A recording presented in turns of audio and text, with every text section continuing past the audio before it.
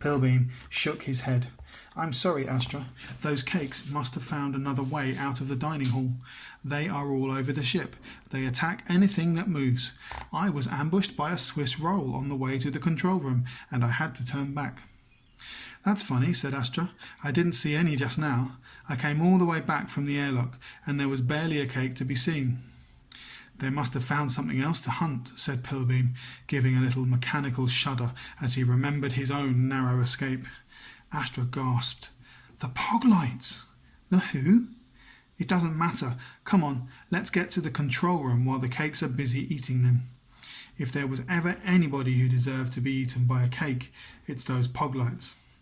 They drifted on along the corridors. But after a little way, Astra started to feel guilty about what she had said. And after a little further, she stopped. No, they don't, she told Pilbeam. They aren't all bad. Ploodle and Poglite too were quite kind, really, giving me that gloop and everything.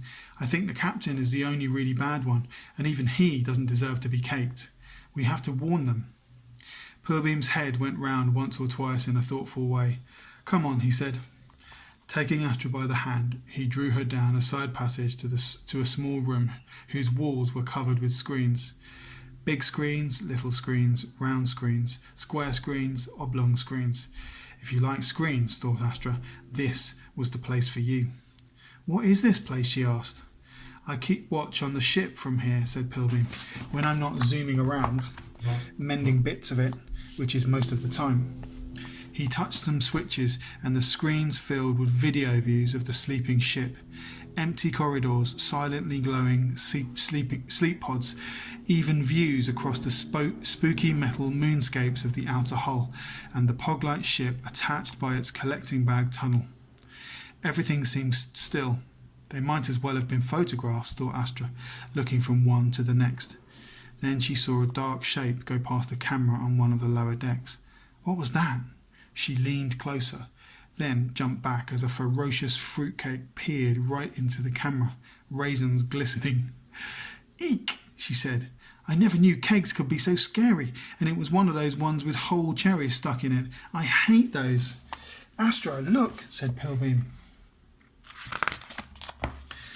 Sub-corridor G2. On the screen he was pointing to, the plump, dumpy figures of the Poglites were stomping along a corridor using their magnetic boots to grip the walls and deck. They must have been looting the supply cupboards down in that part of the ship, because Astra could see spoons glinting in their bags and pockets, and a few carried larger bits of salvage. There were 7 of them.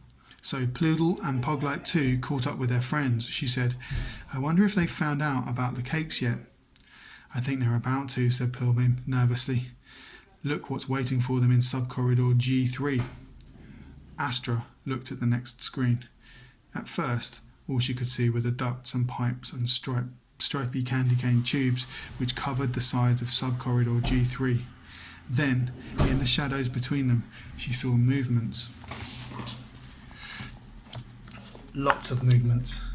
A bristling of hundreds and thousands. A quivering of confectioner's custard. Pilbeam, she squeaked. Some of those cakes have arms and legs. Yes, Astra, lots of arms and legs. They must have been evolving very fast. We have to warn the Poglites. There was a sound button next to the screen with the Poglites on it.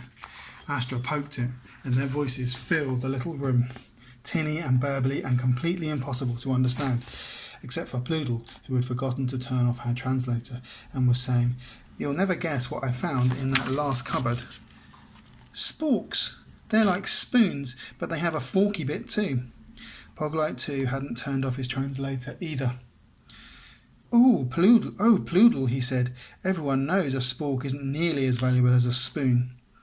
Poglites, Astra shouted, and they all bumped into one another and dropped their spoons and salvage tools as they looked about in alarm to see where her voice had come from. Pluga Stufi and Weeble, they shouted, and the captain switched his translator on and yelled, Who said that? It's me, Astra shouted. I'm watching you on screen, and there are cakes lurking just around the corner. Run away, quickly. So you've escaped, have you? Growled the Poglite captain. You still think you can scare us with your cakes? We are Poglites. We eat cakes for breakfast.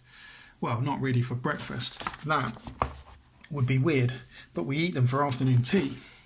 He looked behind him. His crew were a bit more worried than he had been by Astra's warning. He waved them forward with his salvage grabbers. "Come on, Poglites, more spoons to be had down here." "I can't watch," wailed Astra, and she put her hands over her eyes so that she wouldn't have to. But that didn't stop her hearing what happened next. The yell of surprise from the Poglite captain as he turned that corner, the roar of the cakes as they sprang from their hiding places, the confused crashing and banging and splatting and shouting, mostly in Poglite. But through it all, the translated voice of Ploodle yelling, "Astra, help!" A less kind-hearted girl than Astra would just have said, "I told you so." A part of her did say that.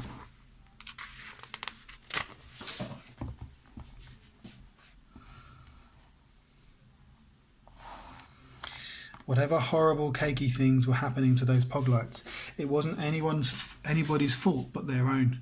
And yet, she opened her fingers just a crack and saw a great tumble of movement on the screen. Then a cake splattered against the camera and the screen went black. "Pilbeam," she said, "we have to help them." "But Astra..."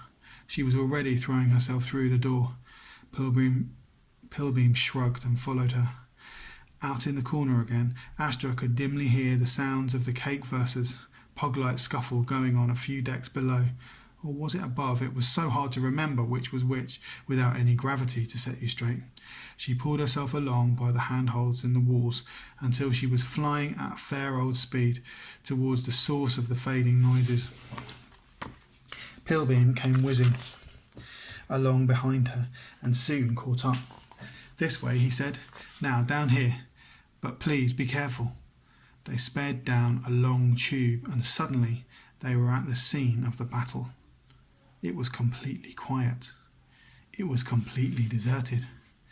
The air was full of drifting crumbs and there were great splashes of icing and custard on the walls. Dropped Poglite tools and weapons tumbled about in mid-air. There were a lot of spoons. A bag came bobbing towards Astra and she grabbed it and looked inside. Strange forky little spoon things glinted in there like fish. "Sporks," she said. This was Ploodle's bag. Oh, Ploodle. She looped the bag's strap over her head.